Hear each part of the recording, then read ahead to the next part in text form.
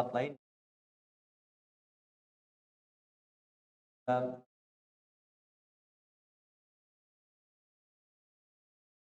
nah, para jamaah sekalian, langsung saja. Kami pada kesempatan kali ini kita izinkan amal.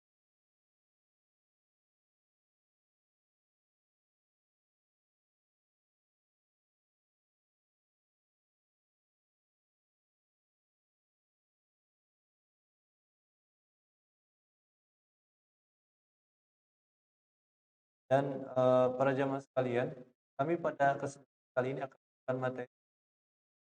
Saya pikir itu ya, sesuatu yang familiar ya, tapi ternyata beberapa kajian itu tidak familiar dengan hal-hal yang jarang dibahas masalah gitu ya.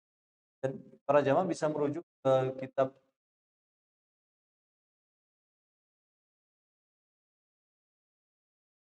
dengan Umar bin Khattab yang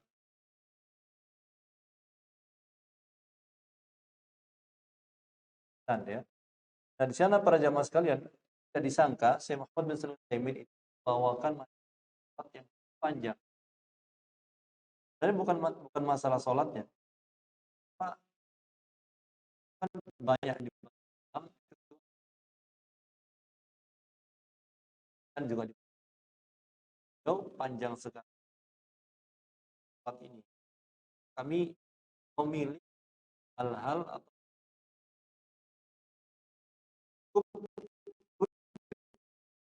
nah, para jamaah sekalian langsung saja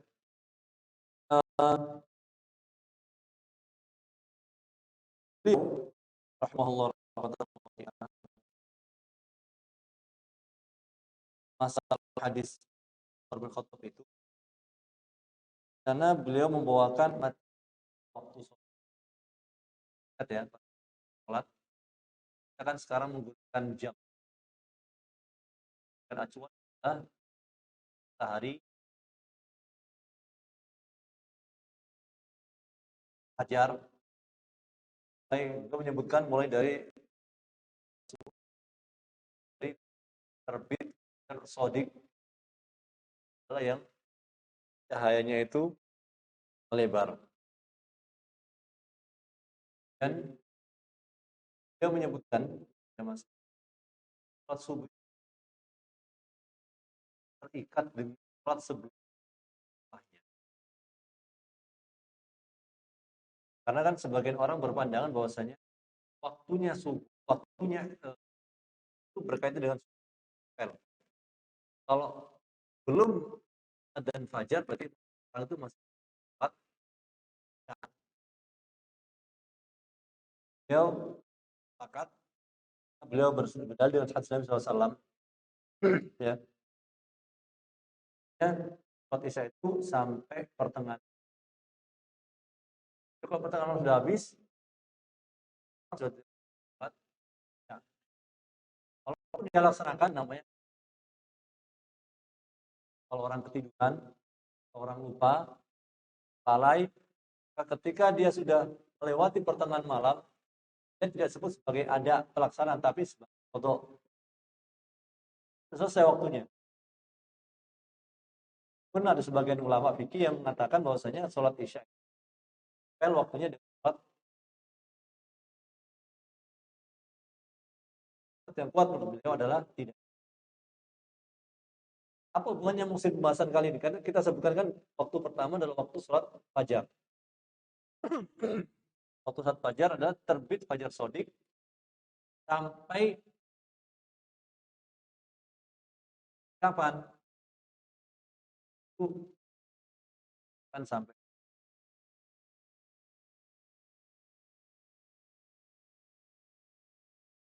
Kita tentu perjamaah sekali.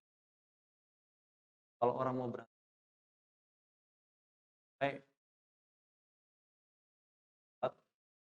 sholat fajar kan sebetulnya fajar. Kalau subuh berarti kan pagi. Samaan ini secara umum tidak salah ya. Kalau kita lihat misalnya para jamaah Masjidil Haram atau Al-Fajr.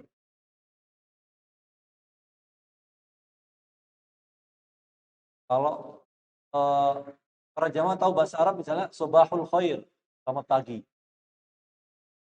Kan fajar ya. Sekali lagi, kadang-kadang orang yang tunda sholat itu ya berpikir apa-apa saya pagi lah. Padahal kalau udah terbit matahari otomatis tidak bisa lagi gitu. Nah, para jamaah sekalian, itu masalah sholat subuh. Sholat duhur dimulai semenjak matahari bergeser dari atas kepala. Berarti bergeser ke arah mana? Timur atau barat? Barat ya. Barat. Ya, barat. Kemudian selesainya ketika bayangan seseorang itu sama dengan dirinya. Kalau tingginya 170, ketika dia lihat itu diukur, dia berdiri di matahari, ternyata bayangan itu sama diukur tuh panjang 170, nah selesai itu. Bis. Ya. Saat asar baru masuk di situ. Maka nempel, pakai duhur dengan asar tuh nempel waktunya. Duhur dengan asar tuh nempel. Asar itu mulai semenjak bayangan seseorang sama dengan tinggi dirinya. Selesainya, ada yang mengatakan sampai 2 kali dirinya. Ya. Cuma di sini ada yang mengatakan bahwasanya ada waktu pilihan, ada waktu terpaksa. Waktu ikhtiar sama waktu darurah. Kalau waktu ikhtiar itu ya masih terang ya. Tapi waktu asar tuh, waktu darurat berarti udah mulai merah. Ya. Kemudian para jamaah sekalian maghrib, kami singkat ya karena pembahasan cukup banyak di sini. Saya rahimahullah. Maghrib mulai bulatan matahari itu tenggelam semua. Tenggelam semua di ufuk. Nggak boleh masih ada sisa. Ya. Tenggelam semua. Sampai kapan? Ya sampai ada yang ulama itu mengatakan sholat maghrib itu pendek. Cukup orang itu ke kamar mandi, buang hajat, kemudian dia berwudu, kemudian dia sholat 2 rakaat, kemudian sholat maghrib, sholat 2 rakaat lagi, sudah selesai sudah. Saking pendeknya waktu maghrib itu. Ya. Jadi pendek. Tapi ada yang mengatakan bahwa sampai apa? Sampai mega merah itu apa? Gitu ya. Tapi intinya kalau bisa segera, gitu ya para jamaah sekalian. Nah, sholat isya kapan? Saat mega merah itu hilang. Ya, mega merah itu kalau bingung musim mega merah itu seperti apa? Nanti para jamaah cek aja deh di YouTube kalau memang bingung gitu ya. Artinya kan kalau kita lihat tuh di barat tuh ada kemerah-merahan tuh ketika setelah selesai tenggelam tuh ya, masih ada kemerah-merahan. Nah, kemudian para jamaah sekalian isya sampai nanti pertengahan malam. Itu sederhananya begitu ya. Yang jadi masalah para jamaah sekalian itu kalau seseorang ketiduran atau orang lupa atau orang lalai. Nah, kalau orang lalai itu beda dengan orang yang ketiduran sama lupa. Sengaja lalai, maka ini ada pembahasan nanti masalah kafir atau enggak nih. Orang sengaja nyantai sampai keluar waktu sholat, dia nyantai itu maghrib, dia nyantai, nggak melaksanakan sholat sampai isya masuk. Nah hukumnya gimana? Ulama di sini ada yang mengatakan dia kafir. Ya, dia kafir langsung ini sebagian ulama ya. Nanti kita sebutkan mana yang kuat kira-kira. Kemudian ada yang mengatakan kalau seseorang itu dikatakan kafir kalau dia nggak sholat seumur hidupnya. Yang kedua nih. Ya. Ada yang mengatakan dia kafir kalau dia mengatakan sholat sudah nggak wajib. Ya. Nah pendapat yang kuat yang mana? Allah Ta'ala alam para jamaah sekalian. Jadi kami, ini kan hadisnya banyak ya. Singkat saja pendapat Syekh Utsaimin rahimahullah. Orang yang kalau bolong-bolong masih dikatakan muslim. Sholat duhur, sholat asar enggak, maghrib sholat. Kalau beliau pernah tanya, kalau Jumat saja gimana? Kalau orang sholat Jumat saja, maka menurut beliau itu termasuk sesuatu yang membuat seorang itu keluar dari Islam. Kalau sholatnya Jumat saja, apalagi sholat Idul Fitri dan Adha. Ya, ya. Nggak tahu ya, Allah Ta'ala para jamaah sekalian. Tapi nggak tahu, mungkin para jamaah pernah menemui atau nggak. Kalau kami pribadi pernah menemui ya, ya dohirnya nggak sholat, Allah Ta'ala dalam rumah sholat atau nggak. Tapi dohirnya itu sering nongkrong di depan rumah. Kalau kami di Jakarta itu masih kuliah itu. Nah, di Libya ada ngekos gitu kan, jadi ada berapa tangga, sebagian nggak semua. Itu orang dia nongkrong aja di depan, waktunya sholat, ya nggak sholat dan seterusnya. Nggak ada mungkin orang itu muslim tapi nggak sholat. Nah sekarang para jamaah sekalian, masalah yang kita bahas sudah selesai. Jadi pendapat yang kuat adalah orang kalau bolong-bolong masih muslim, kalau dia mengatakan, kalau ada orang mengatakan dia sholat 5 waktu, tapi dia mengatakan sholat itu nggak wajib sebenarnya, maka otomatis kafir. Dia sholat 5 waktu, tapi dia mengatakan sholat nggak wajib. Sholat fardu nggak wajib. Maka ulama sepakat dia kafir. Karena itu sesuatu yang apa namanya diketahui secara darurat namanya. Ma'lumun naduri bidarurah. Ya. Ini sebagian orang, maaf ya, sebagian orang itu ketika dia mengatakan saya sudah sampai derajat yakin namanya. Sudah derajat Islam bagi dia itu ada syariat, hakikat, ma'rifat. Nah itu udah wajib sholat, nah itu berarti bahaya tuh. Ya. Alhamdulillah min dzalik ya. Jadi ada orang muslim seperti itu ya. Maksudnya saudara kita ya. Begitu. Nah, kemudian para jamaah sekalian, kalau orang menghadap kiblat, ini kasus beliau sampaikan. Termasuk syarat menghadap kiblat. Kalau orang di pesawat atau di kapal atau di kendaraan kereta, maka sholatnya gimana? Kita nggak bisa menyuruh pesawat untuk menghadap kiblat atau kursinya diarahkan. Kalau bisa, mungkin di pesawat Saudi Arabia Airlines misalnya, itu ada tempat sholat, space sholat. Maka itu kalau bisa bagus itu. Tapi kalau pesawat-pesawat lain biasa nggak semuanya ya. Kadang-kadang nggak ada itunya, nggak ada musola khusus. Ya. Kalau kami dulu, ya kalau orang mau nggak apa, nggak malu-malu, ya nggak apa, kan antara dinding sama kursi pesawat yang pertama itu ada space sebagian pesawat. Itu di situ sholat. Ya, kita minta izin dulu kepada orang yang kalau nggak malu. Orang-orang, kenapa ngomong begini? Karena kadang-kadang nggak semua ya, sekali lagi, kadang-kadang orang itu pulang umroh, tapi ya sholatnya nggak tahu, masih duduk aja situ, subuh juga masih duduk kan 8 jam. Tapi mereka pulang umroh ya nggak tahu sholatnya gimana. Duhur cuma dengan subuh atau gimana, jadi di pasti nggak kelihatan sholat itu. Ya. Ya. Nggak semuanya gitu ya. Mungkin kena haid, tapi kalau laki-laki kena haid juga susah juga gitu ya. Kalau jadi intinya gini, kalau misalnya kita di pesawat perjalanan nggak bisa, kita nggak punya kesempatan, nggak ada space juga, maka cara kita adalah misalnya di ekor pesawat itu kiblat kita, maka kita menghadap ke kiblat dulu, Allahu Akbar, kemudian kita balik duduk tempat duduk kita. Jadi yang penting saat takbiratul ihram kita menghadap kiblat. Caranya begitu. Ini difatwakan oleh Lajnah Daimah, Komisi Tafsir dan Fatwa Arab Saudi, seperti itu. Jadi saat takbiratul ihram kita menghadap dulu ke apa? Habis itu langsung duduk. Lanjutkan duduk. Itu sholat fardu ya. Tapi kalau sholat sunnah tentu bebas ya. Karena Nabi SAW naik unta beliau sholat sunnah menghadap kemana saja, nggak ada masalah. Yang kita bicarakan adalah sholat fardu. Gitu. Tapi kalau bisa kita itu sholat di daratan, itu yang utama tentunya.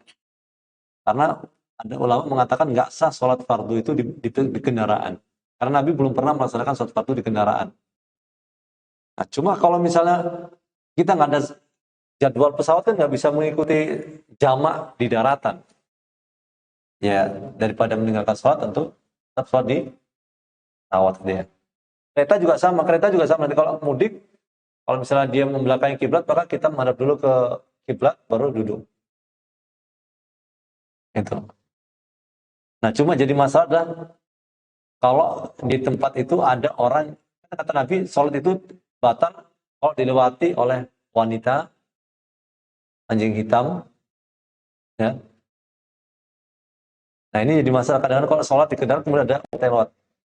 Dan di sini cuma Aisyah, salah satu istri Nabi, mengatakan, apakah kalian samakan kami dengan anjing hitam? Maksudnya, mungkin kalian salah paham dengan apa yang dikatakan Nabi SAW. Masa wanita sama dengan anjing hitam artinya posisinya sehingga membatalkan sholat gitu. Nah, Allah Ta'ala, artinya kalau kita mau keluar, kita ngambil dari hadis Nabi, maka kita hindari kalau ada yang lewat itu anjing hitam. Kendaraan tentunya. Kalau kita mau keluar dari perbedaan pendapat para ulama tentunya. Ya. Nah, kalau orang dalam keadaan kata Syekh Utsaimin, kalau orang ada misalnya maaf ada gunung meletus, dia lari sambil sholat, nggak apa-apa. Berarti kemana saja udah bebas sambil sholat. Jadi dalam keadaan takut, seseorang itu bebas untuk menghadap kemana saja sambil lari, sambil jalan, sholat. Gerakannya bebas. Gitu ya. Sebisa mungkin rukunya, sujudnya. Yang penting selamat dulu, tapi sambil sholat. Sampai apa? Artinya nggak dibatalkan gitu kalau masih bisa. Tapi kalau emang udah nggak bisa, mungkin harus lari aja udah. Maka namanya sholat khauf. Ya, gitu. Orang sakit di rumah sakit, dia nggak bisa menghadapkan kursinya atau ranjangnya ke kiblat. Maka sebisanya. Yang penting sholat, gitu ya. Kemudian kalau orang di hotel atau di hotel atau di tempat manapun yang dia memperkirakan kayaknya kiblat ke arah sana, tapi ternyata setelah itu setelah sholat selesai dia salah, maka dia harus mengulangi. Dia harus mengulangi sholatnya kalau dia tidak berusaha maksimal. Tapi kalau dia berusaha maksimal, maka nggak perlu mengulangi. Dia tanya orang, tanya resepsionis, tanya siapa gitu. Tapi kalau orang nggak berusaha maksimal, feeling saya kayaknya ke sana, feelingnya. Nah gitu. Nah, itu nggak bisa. Salah, konsekuensinya berarti apa? Harus mengulangi. Gitu ya, para jamaah sekalian. Ya. Nah, kemudian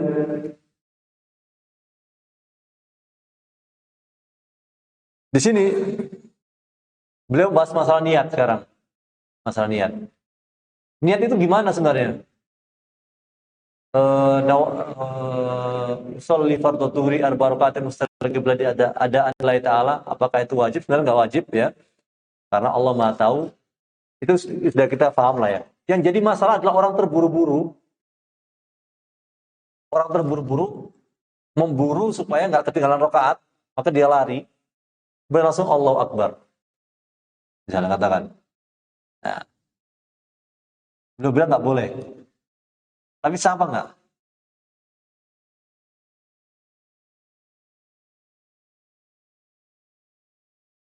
Iya, antum bilang nggak boleh tadi. Hah? Antum bilang apa? Nggak boleh.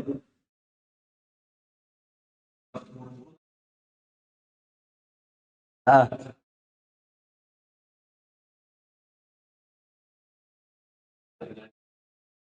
ya, Nabi SAW mengatakan, "Dasam itu iqamah fa'alaikum bisakinati wal waqar fa ma adraktum fasallu wa ma fatakum fatimu." Oke. Kalau orang dia tetap buru-buru nih. Apa nggak sholatnya?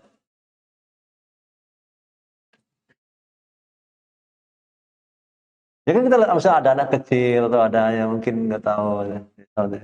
Dia berharap dapat ruku bersama imam. Ya berarti dia mukhalafatus sunnah gitu ya. Mukhalafatus sunnah, jelas mukhalafatus sunnah. Tapi efeknya apakah batal atau tidak gitu? Enggak ya. Cuma apa? Ya tentu ada dia berdosa, mukhalafatus sunnah ya. Kemudian apa? Di sini dia tetap sah sholatnya. Nah, para jamaah sekalian, kembali ke masalah kita. Niat. Kan innamal a'malu binniyat. Ini wajib ya, setiap amal itu perlu niat. Ya. Maka harusnya orang itu harus niat itu kata ulama apa? Niat itu adalah azam yang kuat. Bukan sekedar lintasan ya, lintasan pikiran. Lintasan tahu, paham lintasan pikiran para jamaah sekalian? Pikiran kita kan ada banyak lintasan. Maaf sekali lagi, maaf sekali lagi. Setan itu kadang memberikan inisiatif buruk, ya, inisiatif buruk. Ada perempuan cantik, misalnya, ya, di jalan. Mungkin, wah, cantik banget ya. Coba misalnya, apa namanya, nyolek dikit misalnya. Itu kan pikiran dari setan tuh. Ya, ya. Tapi orang mengusir, maka nggak dosa dia kan. Kalau niat itu dia azam, tekad kuat. Beda ya, beda. Kita harus bedakan. Ya. Kalau niat itu adalah tekad kuat, yang itu berefek pahala dan dosa. Maka seharusnya kalau orang mau sholat itu harusnya pikirannya itu fokus. Makanya sebagian ulama madhab Syafi'i misalnya sampai nyuruh orang pakai lafadz itu supaya hatinya, badannya, sama pikiran itu satu.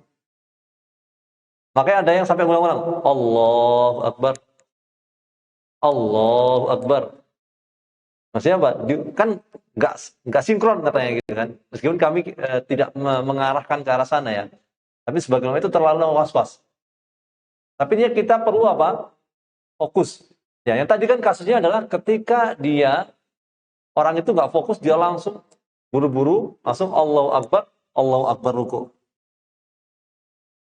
Nah, ini kata Syekh Utsaimin rahimahullah, ini orang niat nggak kira-kira? Niat sholat apa nih dia? Niat sholat apa nih dia nih? Kan buru-buru nih. Nah, di sini kalau kata beliau, kalau misalnya orang itu sholat duhur, kan ketika dia salam tanya, kamu sholat apa?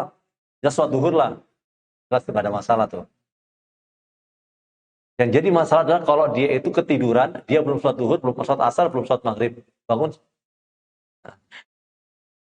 Nah, gitu kan. Misalkan orang biasanya gitu kan, habis sahur, sholat subuh, tidur tuh. Duhur, asar, maghrib. Nah, baru bangun maghrib misalnya. Jadi biar nggak lapar, ya sengaja tidur gitu. Maka ini perlu penentuan, nggak bisa jadi. Ya, perlu penentuan, nggak bisa. Ini dan dia, berarti nggak. Kalau orang itu niatnya bolak-balik, nggak ragu, maka nggak sah sholatnya, karena innamal a'malu binniyat. Ya, para jamaah sekalian. Kalau niatnya imam beda dengan makmum gimana? Boleh, mutlak. Ini bisa sebutkan di sini. Sholat itu kata saya ada 3 sholat itu.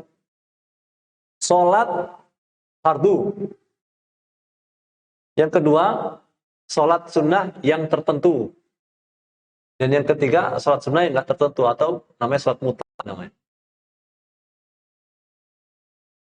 Ya, secara umum sholat itu ada 3, fardu, sunnah tertentu, muayyan namanya. Ada yang ketiga, sunnah yang mutlak. Sunnah yang mutlak itu gimana? Ya tiba-tiba pengen aja gitu. Mungkin apa namanya, tiba-tiba dapat rezeki gitu misalnya. Bagi dapat rezeki banyak gitu ya. Orang yang bertahun-tahun utang tiba-tiba datang bayar. Allah gitu. Bayar, dan dia pun menyesuaikan bayarnya. Utangnya tahun 90, 100 ribu, tahun 2024 dibayar 10 juta. Karena menyesuaikan dengan nilai emas. Masya Allah, senang banget tuh. 100 ribu dibayar 10 juta. Karena menyesuaikan nilai emas, inflasi. Oke, nah. Langsung dia itu sholat.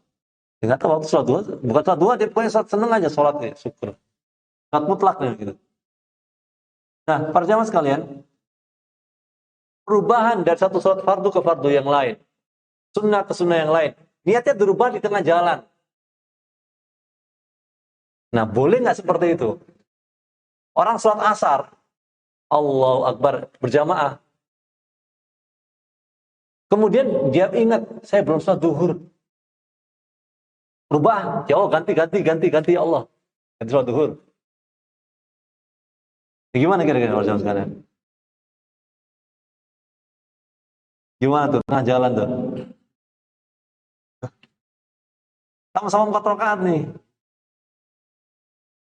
Kata saya meremang nggak boleh. Nggak sah, berarti harus dibatalin dulu. Batal dulu, baru ikut imam lagi. Bisa jadi terlambat 1 rakaat gitu. Ya. Karena nggak bisa berpindah dari satu sholat ke sholat yang di tengah jalan. Sunnah lain dari sunnah ke fardu juga nggak bisa. Sunnah yang tertentu ke fardu nggak bisa. Tapi kalau dari fardu ke, kata beliau nih ya, sholat sunnah mutlak boleh. Gimana caranya Muhsin? Misalnya, ini kami baca aja ya. Misalnya, seseorang itu mau sholat duhur, ya, sholat duhur di di tempat rest area sendirian dia. Tapi ternyata bisnya udah tin. Nah, nggak jadi. Lalu dulu. Jadi ini duhur ganti deh. Jadi sholat 2 rakaat aja. Yang asli mau 4 jadi 2 rakaat aja. Itu nggak apa-apa. Tapi kalau sholat mutlak, sunnah mutlak dirubah ke sunnah tertentu atau fardu nggak bisa. Jadi paham ya, migrasinya hanya satu model, yaitu apa? Perubahan dari fardu ke sunnah mutlak. Itu bisa, sisanya nggak bisa. Dari sunnah tertentu ke fardu nggak bisa, fardu ke sunnah nggak bisa. Sekarang kita bicara perbedaan, tadi perubahan niat. Sekarang kita bicara perbedaan niat. Tadi perubahan niat, sekarang bicara perbedaan niat. Ana udah sholat jamaah di rumah misalnya, di dekat rumah, sholat dekat rumah. Kemudian Anda datang ke Masjid Al-Latifi ini belum sholat, orang-orang pada mereka ternyata mau sholat jamaah. Ya. Apakah Ana menunggu di sana, kayak ikut sholat jamaah, kan udah sholat jamaah di rumah, ataukah Ana ikut sholat jamaah di sini? Berarti 2 kali sholat isya-nya. Ana nunggu guru kita subhan misalnya. Sampai salam. Gimana para jamaah?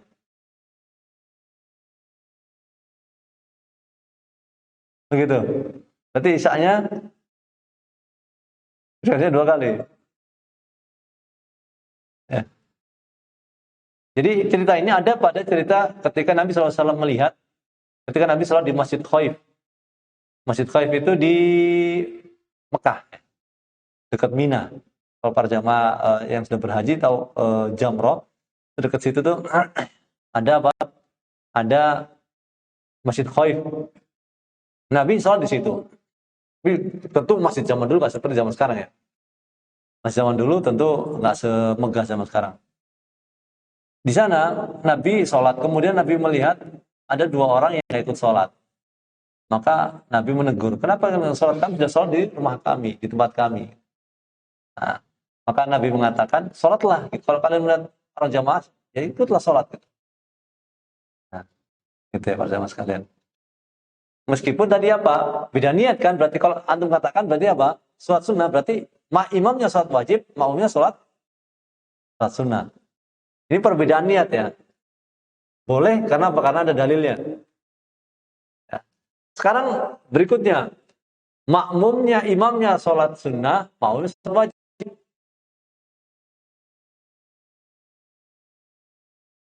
Imamnya sholat sunnah, makmumnya sholat wajib. Ada orang sholat sunnah nih, selesai maghrib 2 rakaat.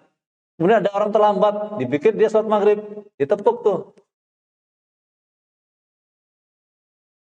Nah gimana tuh? Omnya nggak tahu. Terus makmumnya nggak tahu, dia tepuk nih. Si orang yang sholat ba'diyah ini, dia udah kasih tanda. Jangan ini, nggak ngerti dia gitu. Dia mau ketemu sholat maghrib. Mungkin nggak terjadi tuh. Mungkin kan. Terus gimana?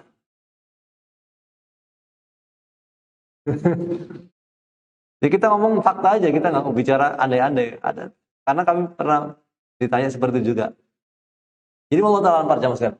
Di sini kata Syekh Utsaimin rahimahullah, apakah niat imam itu perlu ataukah tidak? Jadi yang jelas niatnya makmum jelas di makmum. Tapi niat imam apakah perlu dia itu meniatkan diri jadi imam, merubah niatnya? Nah, di sini kalau kata beliau, kalau ada orang memberikan aba-aba jangan ikuti. Orang ngasih aba-aba jangan itu ada beberapa sebab. Di antaranya ada nggak ngerti caranya, bingung dia. Nggak ngerti ilmunya. Masa saya sholat 2 rakaat, nanti tambah lagi dong 3 rakaat. Oh, nggak usah ya. Ah, daripada bingung, udahlah jangan lah gitu. Ya. Tapi kalau orang itu dia diam dan dia mengeraskan suaranya, ya berarti dia setuju. Sah saja. Nah, apakah dia harus 3 rakaat? Ya enggak, tetap aja dia nanti sendiri gitu. 1 rakaat. Nah, buktinya apa? Ketika seorang itu sholat taraweh dia sholat isya makmumnya. Karena dia makannya banyak, waktu berbuka terlambat. Imamnya sudah sholat taraweh, dia baru datang ke masjid. Ya, dia sholat isya. Ya nggak apa-apa. Dia imamnya 2, makmumnya 4. Dan ini ada hadisnya juga, Rasulullah SAW ketika selesai sholat, ada siapa namanya sahabat yang datang. Kemudian Nabi mengatakan, siapa yang mau bersedekah kepada fulan ini menjadi imamnya dia gitu. Sholat lagi gitu ya. Jadi seperti ini juga hadis Mu'ad bin Jabal juga sama. Mu'ad sholat bersama Nabi, kemudian sholat lagi bersama kaumnya, mengimami kaumnya. Nah, sekarang para jamaah sekalian, ini perbedaan niat ya. Kalau imamnya sholat duhur, makmumnya sholat asar, imamnya sholat asar, makmumnya sholat duhur, beda niat, gimana, aman nggak?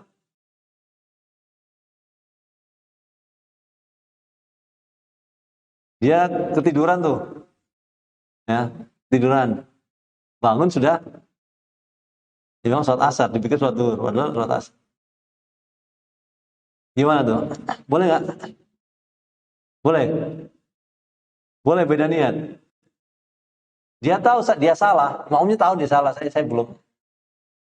Dia belum sholat, dia tahu dia belum sholat duhur, bangun imamnya jelas sholat asar. Hah? Nah, berarti urutannya beda, asar dulu baru duhur. Oh gitu.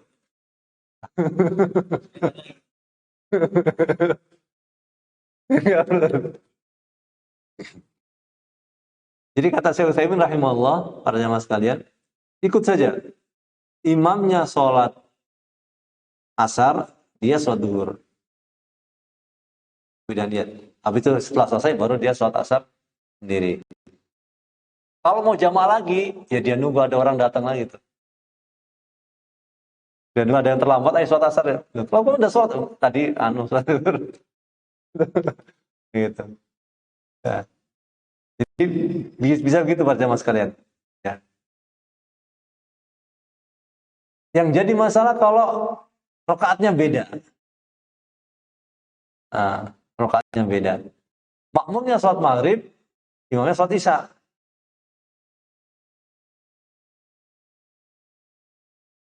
Nah, gimana? Gimana tuh? Oh, iya.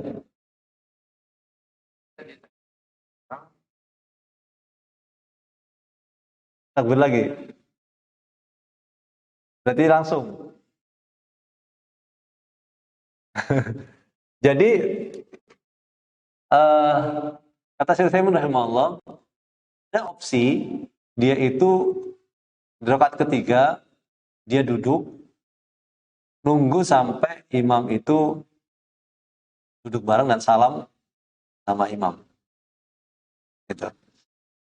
kecuali kalau dia itu sholat jamak, dia musafir. Musafir, maka dia ikut imam yang mukim sholat maghrib, ya kan dia si musafirnya sama takhir nih. Dia ikut nih 3 rakaat, habis itu salam, kemudian lanjut lagi dia ikut isya. Itu musafir ya. Ya. Karena untuk kenapa kok musafir musafir? Kenapa kok yang mukim perlu nunggu tadi? Karena nanti masalah innama ju'ilal imamu liyutamma bi. Imam itu dijadikan sebagai apa namanya pemimpinan gitu ya. Ingat imam itu ya. Itu kalau bisa begitu. Ya, kalau bisa begitu. Jadi kalau subuh kalau misalnya lebih sedikit sih oke ya. Misalnya imamnya maghrib, imamnya isya misalnya. Misalnya kalau kalau dari mana dia mungkin sudah suatu atau rakaat imam itu lebih sedikit, makmumnya lebih banyak, maka tinggal nambah aja gitu. Itu nggak sulit gitu pada zaman sekarang. Tapi kalau yang sulit adalah ketika makmumnya ini lebih sedikit gitu ya. Ya. Sebenarnya kan ada pertanyaan nggak para jamaah? Ya, ya.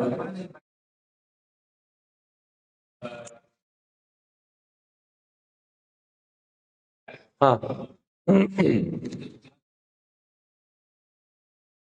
Ya.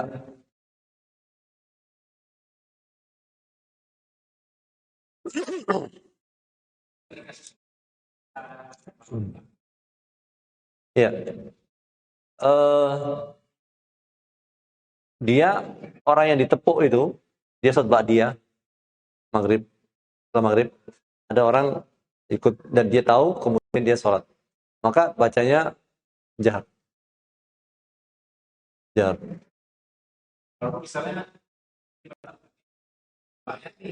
lanjut lanjut lanjut yang jadi masalah adalah kalau al-fatihahnya salah maka mundur al-fatihahnya salah mundur makmumnya mundur salah gimana salah yang merubah makna jadi orang yang bacaannya buruk itu jadi imam untuk orang yang bacaannya buruk juga. Memang bisa terjadi musim. Antum nggak percaya, antum sholat di stasiun, di masjid stasiun atau yang lain. Kita nggak tahu siapa yang sholat itu. Kadang al-fatihahnya bermasalah. Tapi kalau surat lain sih masih bisa lah ya. Tapi kalau al-fatihahnya salah, itu nggak layak jadi imam. Berarti makmumnya mundur. Hmm? Hmm.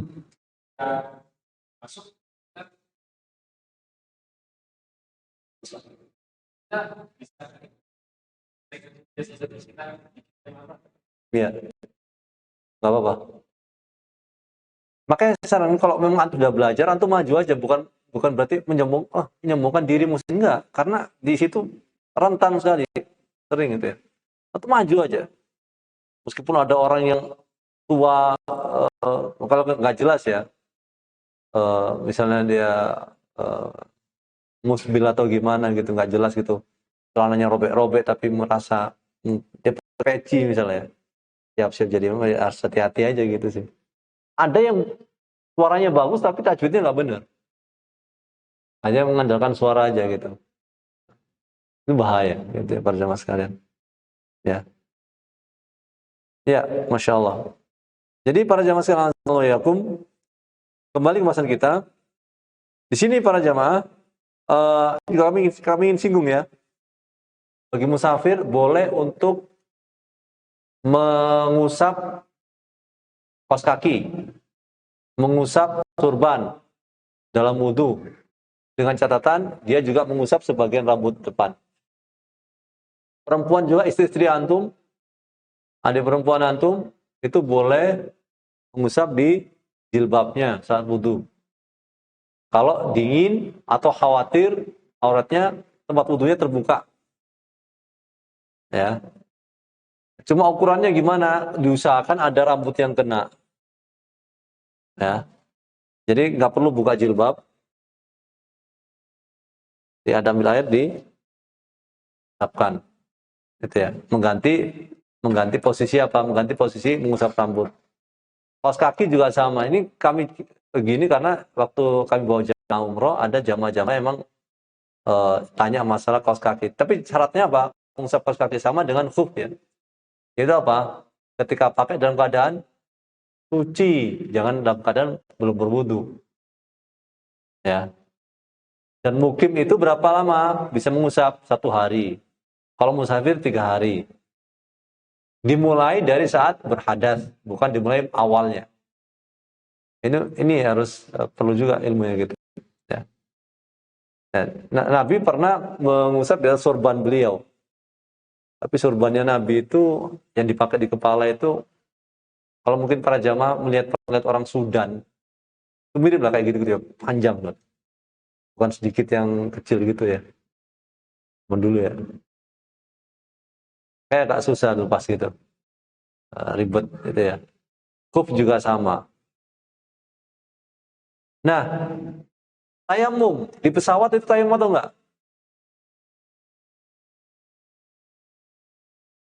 Hah? Kenapa? Nah, yakin? Terbatas.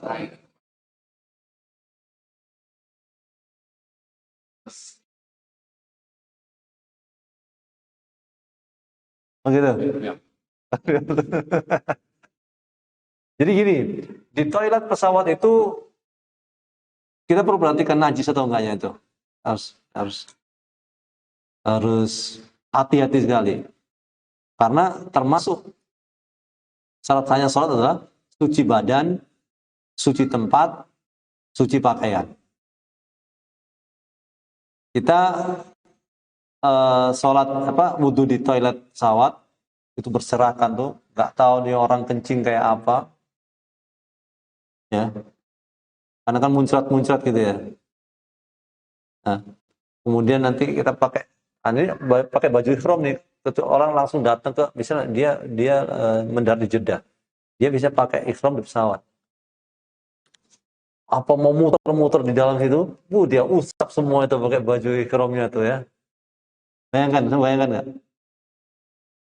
Ya, pada situ banyak orang kecil yang nggak jelas misalnya. Maka ya saran kami ini teknis sekali. Kalau memang memungkinkan untuk butuh ini, sebagian jamaah itu ada yang sakit dia. Karena kan kalau standarnya gini, suci, kita katakan suci, kita orang pertama masuk toilet, kita sehat kaki kita. Maka caranya jelas ya, kita di wastafel itu untuk kumur-kumur, masukkan di hidung, kemudian wajah, tangan, ya, rambut, ya, kemudian telinga. Tinggal kaki. Kaki di mana nih kaki ini? Diangkat, wastafel. Nah ini kita bicara teknis saja. Gitu. Zaman dulu nggak ada, ini fikih kontemporer namanya. Maka kami sih gini caranya. Di sini ada sebagian itu ada gelas. Nah, gelas tuh ambil tuh. Nah, pegangan kaki ditaruh di atas WC itu. Ya, kalau bisa. Kayak gitu. Tapi sebagai Ustaz, nggak bisa Ustaz, kaki sakit, udah tua, nggak bisa angkat, jalankan itu, jalan aja susah. Gitu. Jalannya susah. Ini kan kalau kita bawa jamaah tua-tua ya. Maka bagaimana? Ya, kalau emang khawatir nanti kena najis dan sebagainya, ya maka diutamakan ya nggak apa-apa tayamum. Kalau khawatir sekali lagi, ya tayamum gimana? Tayamum? Di mana debu di pesawat?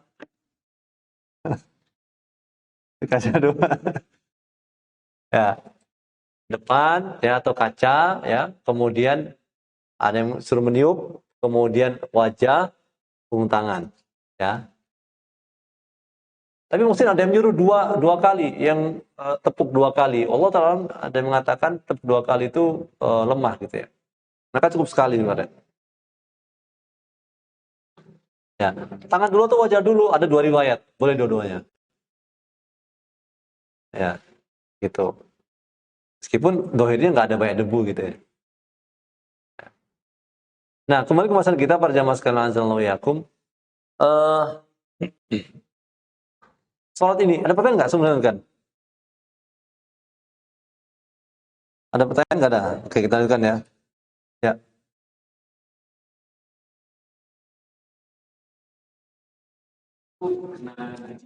Hmm.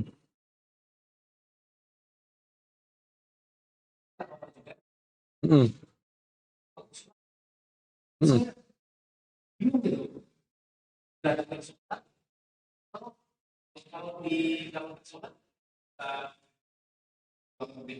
Ya. Nabi SAW itu kan memang ini, tapi contohnya berbeda dengan antum ya. Nabi itu kan pernah sholat, masyhur insya Allah hadis ini itu dalam berjamaah. Nabi sholat dalam keadaan pakai sendal yang ada kotoran najisnya gitu ya. Dan Nabi dikasih tahu ketika sholat oleh malaikat. Maka beliau lepas saat sholat, sedang sholat beliau lepas tuh kan, beliau lepas. Maka para sahabat pun melepas sendal mereka.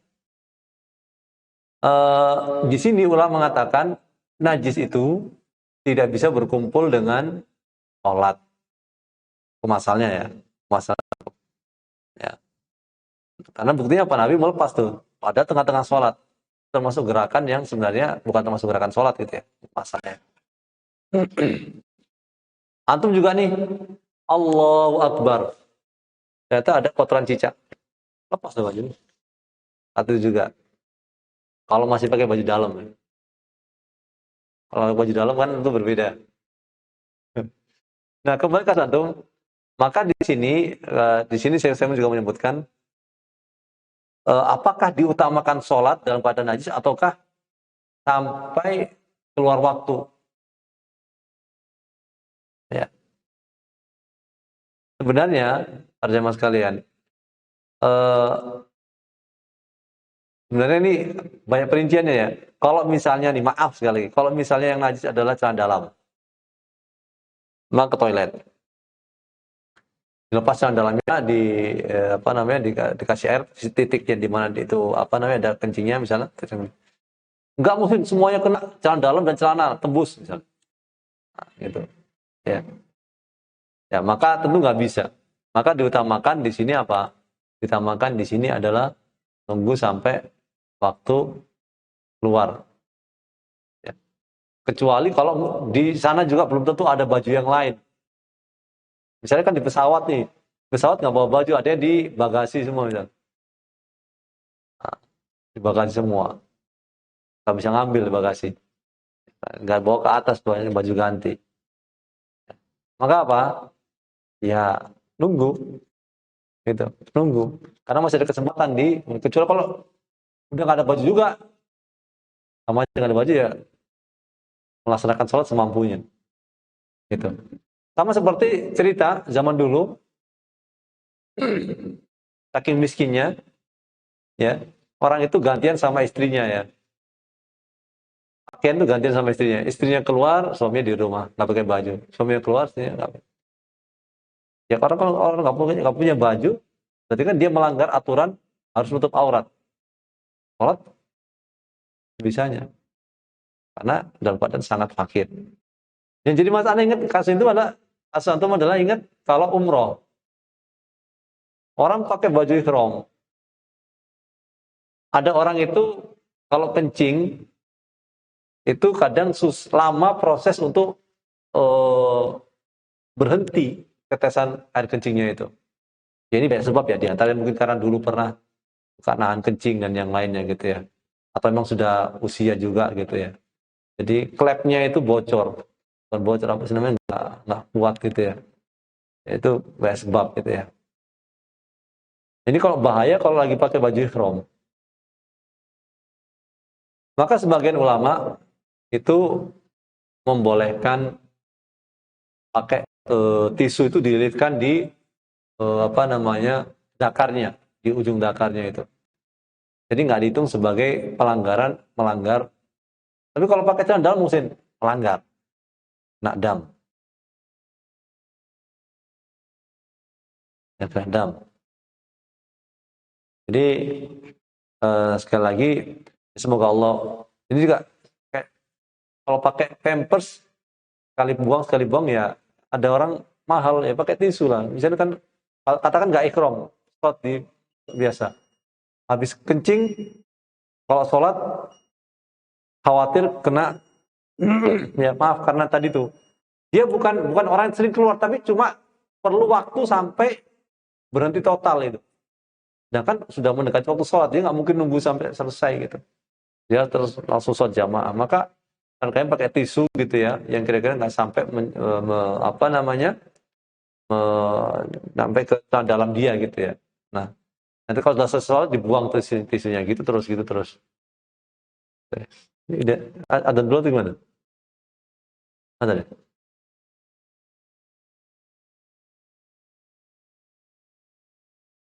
Hmm. Hmm. Ini ada mana?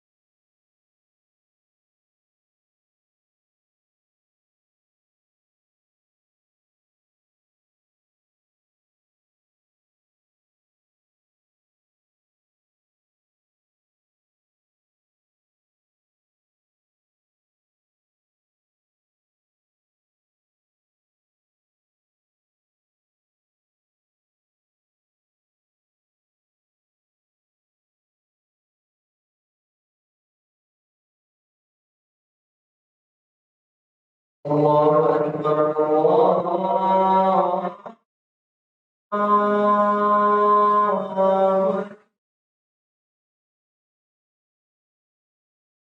الله أكبر الله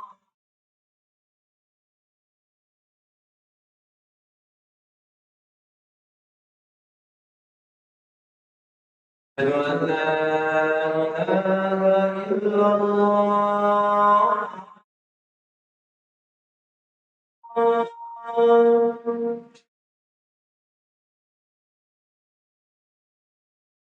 أشهد أن لا إله إلا الله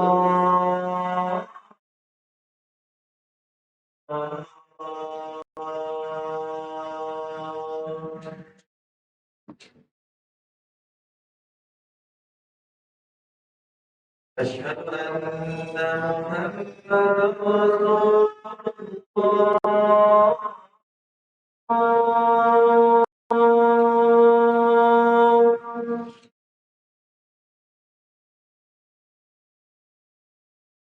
أشهد أن محمدا رسول الله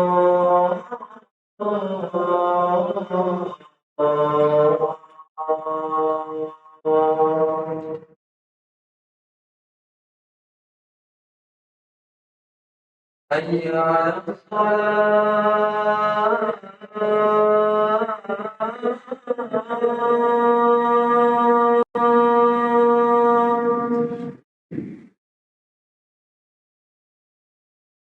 حي على الصلاة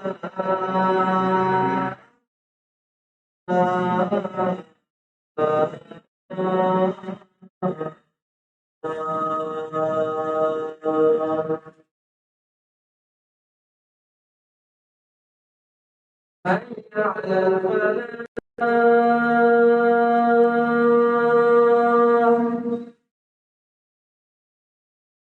حي على الفلاح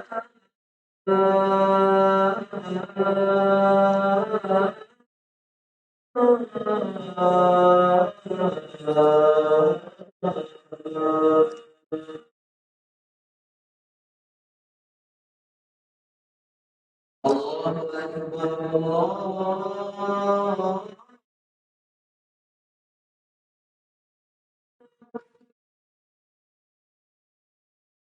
لا إله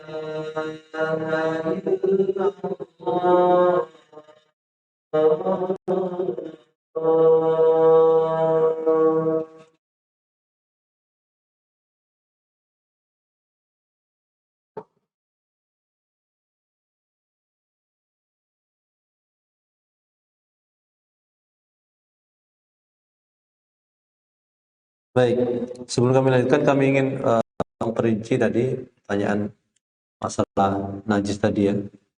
Di sini memang ulama ini madhab Hanafi, madhab, tapi mesti nanti jadi gini, kita bicara madhab ini kita ingat ya, tidak menjadikan madhab itu sebagai tujuan. Madhab adalah wasilah ya.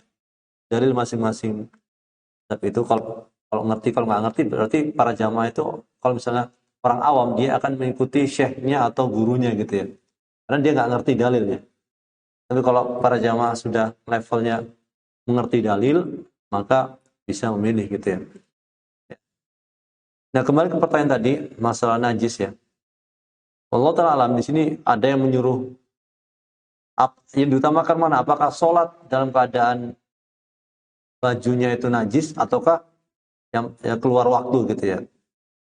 Kami cek lagi tadi di sini para jamaah sekalian, Allah Ta'ala alam, mazhab Abu Hanifah itu udahlah sholat aja gitu. Sholat aja daripada keluar waktu gitu ya kan. Nggak wajib mengulang. Kalau mazhab Ahmad bin Hambal itu wajib mengulang. Sholat sekarang nanti mengulang lagi tuh ketika pakaian suci. Nah, Allah Ta'ala alam, pendapat Syekh Utsaimin ini yang di fatwa yang lain ini adalah sholat saja di baju yang najis itu daripada berwaktu dan tidak perlu mengulang. Tidak perlu mengulang. Berarti beliau mengambil mazhab Abu Hanifah. Nah, di sini para jamaah sekalian azallahu yakum, masalah najis ini kan ada orang yakin, ada orang nggak yakin itu, ragu-ragu. Kayak tadi tuh, perasaan keluar habis ke toilet, udah kencing, ketika perasaan lagi keluar lagi itu. Nah, di sini kebiasaannya para jamaah sekalian. Kalau kebiasaannya itu setelah dicek, misalnya pernah sholat sunnah di rumah gitu, perasaan tadi ketika ruku atau sujud kan menekuk tuh badan tuh kan, kayak keluar gitu, nah, sedikit. Maka setelah dicek nanti dilihat tuh kalau misalnya bersih ada titik nggak gitu. Kalau nggak ada titik berarti apa? Itu was-was. Ya itu was-was. Tapi kalau nggak ada titik cuma bau, oh berarti bener tuh titiknya nggak ada tapi bau. Nah, nggak bau tapi ada titiknya. Nah, ada kemungkinan itu sisa air. Ada kemungkinan itu adalah air kencing. Sisa air maksudnya sisa air untuk bersih, ada yang kencing. Maka diperhatikan dengan seksama itu. Itu yang akan dijadikan patokan itu. Ya, itu yang akan dijadikan patokan. Maka kalau saran saya yang punya penyakit itu, kalau bisa kencingnya itu sebelum adzan. Ya, agak-agak jauh dikit. Jadi duduk dulu habis kencing itu duduk dulu supaya semuanya sudah oke ya, baru dia sholat. Ya. Tapi kalau orang memang ada orang yang memang namanya salsul baul. Dan juga ada orang yang selalu kentut juga ada. Allah uji gitu ya. Dia memang nggak anu. Kalau dia gerak gimana kata ulama? Gimana tuh kalau ada orang kalau dia banyak gerak, dia ruku, dia sujud, itu dia keluar angin tuh. Maka kata ulama, ya udah dia sholat sambil duduk. Sholat sambil duduk. Anda mungkin tadi. Meskipun dia sebenarnya mampu tuh untuk ruku, untuk sujud itu. Tapi kata ulama, udah duduk supaya duburnya itu nggak mengeluarkan angin. Nah, gitu. Ya. Jadi tapi kalau ada orang yang memang sering keluar netes, mau dia kencing mau nggak kencing sering netes, maka itu ya kami dulu punya teman masih kecil udah begitu, kasihan ya. Semoga Allah lindungi kita semua dan keluarga dari penyakit yang seperti itu. Maka ya sudah dia semacam pakai pampers terus kemanapun gitu kan. Jangan sampai dia mengotori gitu. Ya. Ada pertanyaan para jamaah sekalian. Saya bukan dikit nih. Ada banyak nih materinya ya. Termasuk juga ini yang membatalkan sholat tapi orang nggak paham. Yaitu apa? Kembali ke rukun sebelumnya padahal dia sudah pindah ke rukun setelahnya. Gimana ceritanya? Imam lupa dia tidak tasyahud awal. Ya. Dia kan rakaat kedua nih, misalnya Isya ya. Dia naik ke, harusnya duduk tuh tasyahud awal, tapi dia langsung berdiri. Subhanallah, subhanallah, maklumnya kan. Tapi dia ngapain nih makmum nih, ribet amat ya begitu. Gila mati. Dia, dia merasa yakin tuh kan BD. Allah Akbar berdiri. Kemudian baru ingat, iya kayaknya saya belum tasyahud awal. Langsung dia duduk lagi. Nah, itu batal salat. Sudah berdiri, kalau kita sudah berdiri ya, berpindah ke rukun setelahnya, kemudian balik ke rukun sebelumnya, itu batal salatnya. Kalau kita sholat sendiri gimana nggak boleh. Ya. Tapi kalau masih mungkin ngangkat dikit gitu ya, belum berdiri, itu masih bisa. Masih bisa balik. Ya. Masih bisa balik. Tapi kalau udah pindah ke rukun setelahnya nggak bisa. Ya. Nah, kalau gitu gimana? Akhirnya ya kalau udah memang sudah terlanjur berdiri nggak usah tasyahud awal lagi ya, sudah selesaikan nanti ada sujud apa? Sujud apa? Sujud syukur. Sujud sawi, ya. Sujud sawi. Tapi kadang-kadang imamnya nggak ngerti juga apaan sujud sawi. Soalnya kami juga pernah sholat, itu dia salah tapi nggak ngerti apa yang dia harus lakukan. Sampai akhir salam salam aja selesai gitu. Nggak ada. Makanya kan Nabi mengatakan ya ummul qauma aqra'uhum li kitabillah. Yang menjadi imam satu kaum adalah orang yang paling pandai baca Al-Quran. Nah, ulama fikih mengatakan bukan sekedar pandai baca Qurannya, tapi pandai fikih sholatnya. Ya. Kalau orang bacaannya bagus tapi fikih sholatnya mungkin nggak ngerti, nah ini juga jadi bahan pertimbangan yang lain untuk posisi. Yang penting sholatnya bacanya benar. Gitu.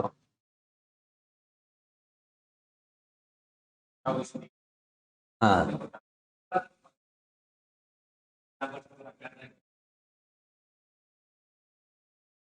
imam balik lagi.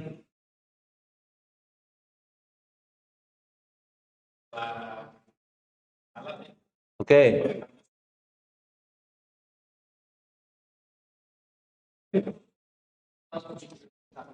Karena meninggalkan tahiyat awal tadi. Terus tahiyat awal terus.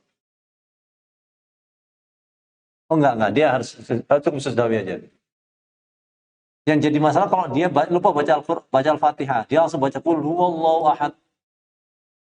Nah, itu berarti harus nambah satu rakaat lagi. Rukun. Atau dia nggak rukuk, atau dia meninggalkan i'tidal, atau dia meninggalkan satu sujud. Nah,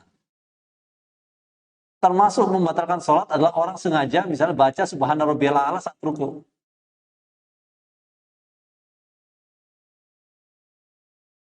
Tahu nggak orderan ini?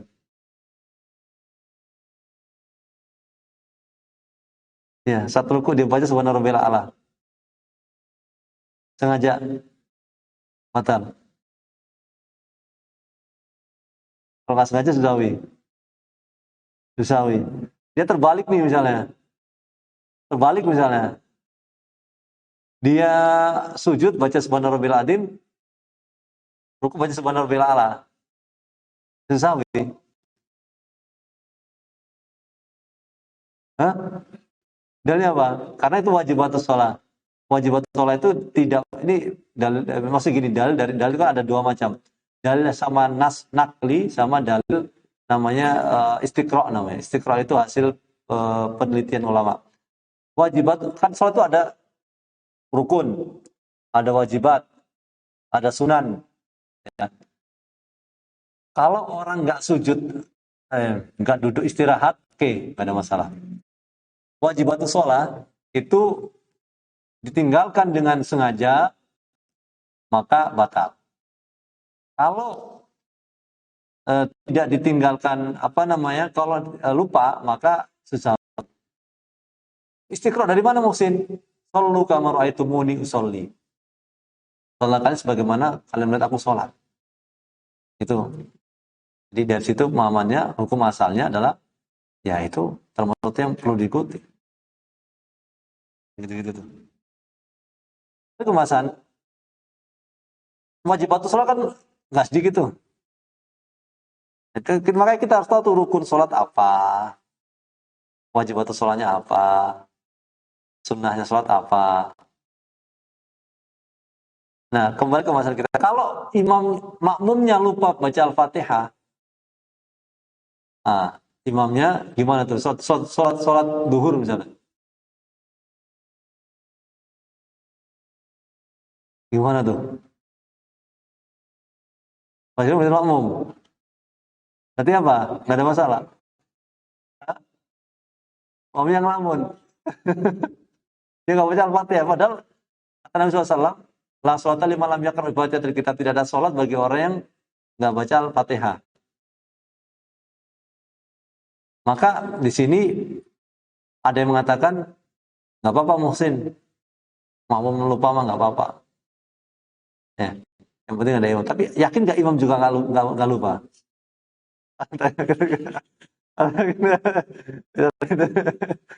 Kan nggak kedengeran zuhur tuh. Jadi sebenarnya gini, nah ini namanya orang protes ya silakan aja gitu ya, namanya fikih. Wallahu ta'ala alam.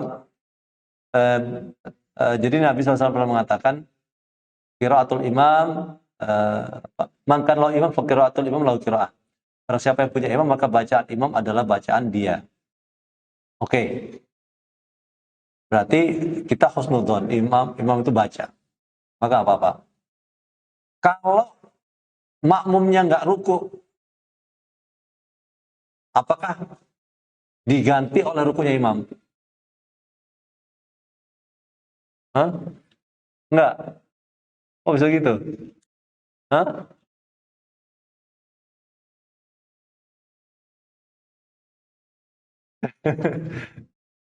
Ya.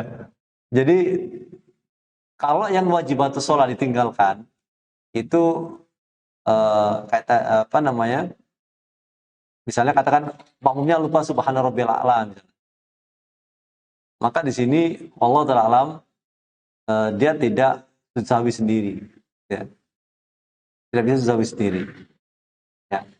Makanya udah kita apa namanya mengambil dari istifadah dari sholatnya imam, tidak sendiri. Tapi kalau misalnya imam menuju ke rakaat kelima, makmum perlu ikut atau gimana?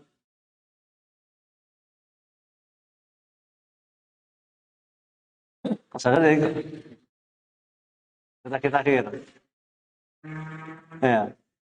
Jadi makmum kalau lihat imamnya salah, ya menuju ke rakaat kelima, maka dia mengingatkan. Kalau nggak sadar, tetap berdiri dia ke rakaat kelima, ikut.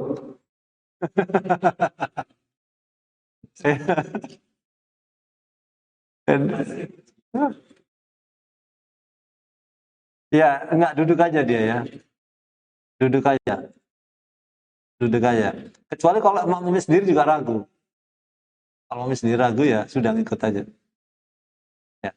Cuma nanti di sini kalau imamnya nggak sujud sahwi, dia salat nggak sujud sahwi misalnya, salah nggak sujud sahwi. Kayak tadi misalnya dia nggak sujud tasyahud awal tapi nggak sujud sahwi juga. Gimana tuh? Apakah makmum sendirian? Kayak tadi pertanyaan tuh sujud sahwi. Jadi di sini nanti kembali ke hukum sujud sahwi sendiri itu apa? Apakah sujud sahwi diganti sujud sahwi yang lain? Ataukah gugur? Madhab Syafi'i wallahu ta'ala itu sujud sahwi itu tidak wajib sujud sahwi. Madhab Syafi'i. Kadang-kadang orang itu sudah lupa pula sujud sahwinya. Ikutnya nomor lagi gitu. Ya, jadi double-double. Maka ini apa? Makanya kan orang itu perlu khusyuk gitu ya. Makanya nggak tahu pikirannya kemana. Ya, sholat itu pikirannya kemana. Nabi mengatakan wa innar rajula la yusalli salata ini udah komat ya, mau komat ya? Waktunya komat tuh. Udah. Saya minta satu hadis lagi, satu hadis saya bacakan. Wa innar rajula la yusalli salata la yuktabu minha illa usyruha aw tus'uha aw sumunha aw sub'uha aw sudusuha aw khumusuha aw rubuha aw sulusuha aw nisfuha, kata Nabi SAW. Seseorang itu sholat tapi kadang-kadang pahalanya itu kadang cuma 10, 1/9, 1/8, 1/7, 1/6, 1/5, 1/4, 1/3, setengah. Kata ulama karena khusyuknya yang nggak maksimal, jadi kemana-mana pikiran, jadi lupa itu ekstrim lupanya. Maka harus kita biasakan untuk menghilangkan apa namanya setan yang dalam apa setan yang khusus menghilangkan sholat, dan apa namanya menghilangkan ingatan kita dalam sholat, dan juga diri kita sendiri yang suka lupa gitu. Baik para jamaah sekalian, insya Allah ini pembahasan kita sebenarnya masih banyak, tapi waktu sudah habis. Insya Allah kalau memang ada kesempatan lagi kita akan sambungkan. Apa? Boleh, boleh, silakan.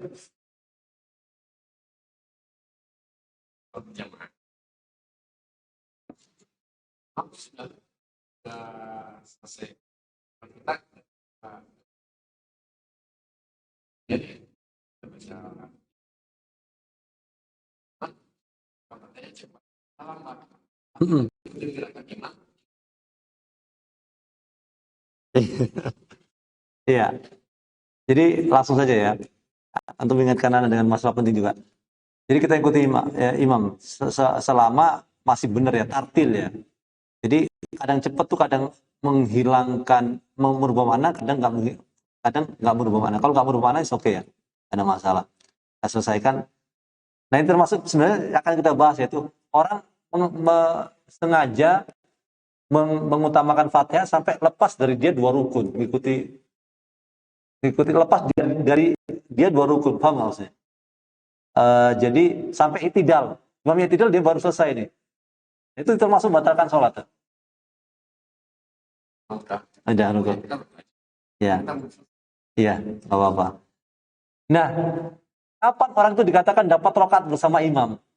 Apakah ketika Allahu Akbar nih, kita kan terlambat nih, Allahu Akbar, imamnya masih ruku. Begitu kita mau ruku, dia udah bangun. Demi Allahumma hamidah. Itu dapat nggak tuh?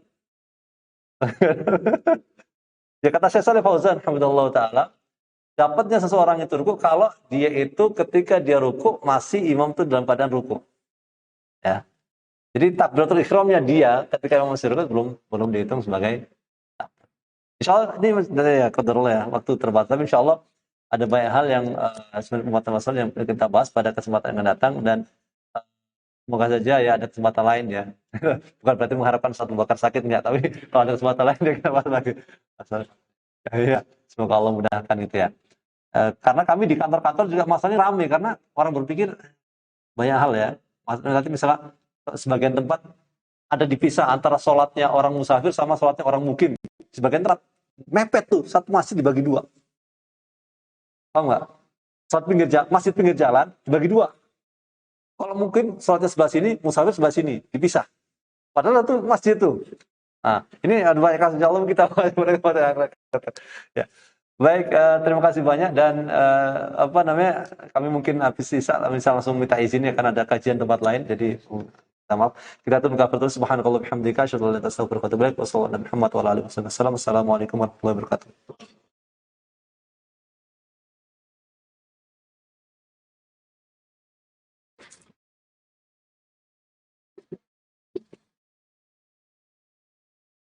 Ya, jazakallahu khair.